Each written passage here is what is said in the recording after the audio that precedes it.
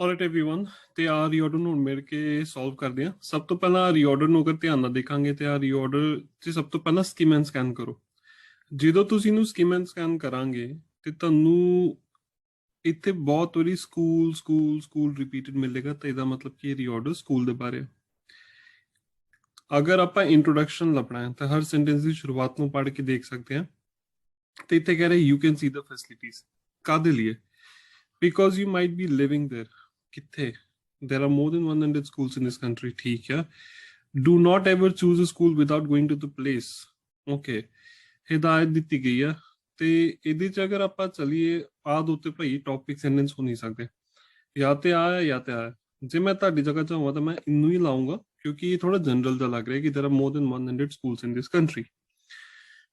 do not ever choose a school without going to the place and having a look। you should go and see once you have a chance। ਆਪਣੇ ਕੋਲ 100 school ਹੈ ਇਸ country ਚ, ਲੇਕਿਨ ਆਪਾਂ ਕਦੀ ਵੀ ਬਗੈਰ ਉਸ ਜਗ੍ਹਾ ਤੇ ਜਾਏ ਸਕੂਲ ਨਹੀਂ ਚੂਜ਼ ਕੀਤਾ। ਤੇ ਦੂਜੀ ਚੀਜ਼ ਹੈਗੀ ਕਿ ਸਕੂਲ ਤੇ ਸਕੂਲ ਮੈਚ ਕਰਦਾ ਪਿਆ, ਮੈਚਿੰਗ ਵਰਡਸ ਵੀ ਨੇ, ਹੈ ਨਾ। ਓਕੇ, ਹੁਣ ਅਗਰ ਅੱਗੇ ਵਧੀਏ ਤੇ ਨੈਕਸਟ ਕਿਹੜਾ ਲੈਣਾ ਚਾਹੀਦਾ?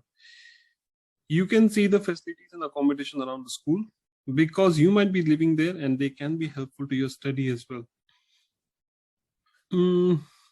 ਅਗਰ ਮੈਂ ਤੁਹਾਡੀ ਜਗ੍ਹਾ ਵਾਪਸ ਮੈਂ ਏਸੀ ਨੂੰ ਲਾਉਂਗਾ, ਕਿਉਂਕਿ ਇੱਥੇ ਮੈਨੂੰ ਸਕੂਲ ਨਜ਼ਰ ਆ ਰਿਹਾ, ਇੱਥੇ ਵੀ ਮੈਨੂੰ ਸਕੂਲ ਨਜ਼ਰ ਆ ਰਿਹਾ। ਤੇ ਦੂਜੀ ਚੀਜ਼ ਇੱਥੇ ਗੱਲ ਹੋ ਰਹੀ ਹੈ ਕਿ ਇੱਥੇ ਜਿਹਨਾਂ ਨੇ ਕਿਹਾ ਸੀਗਾ ਕਿ ਤੁਹਾਨੂੰ ਸਕੂਲ ਜਾ ਕੇ ਦੇਖਣਾ ਚਾਹੀਦਾ। ਕਿਉਂ ਦੇਖਣਾ ਚਾਹੀਦਾ? ਤਾਂ ਕਿ ਤੁਹਾਨੂੰ ਤੁਹਾਡੀ ਫੈਸਿਲਿਟੀਜ਼ ਐਂਡ ਅਕੋਮੋਡੇਸ਼ਨ ਦੇ ਬਾਰੇ ਪਤਾ ਚੱਲੇ।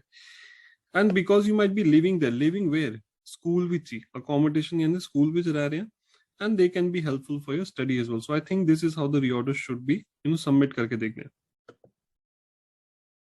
there you go, ਪੂਰਾ ਤੋਂ ਪੂਰਾ ਸਹੀ ਆ।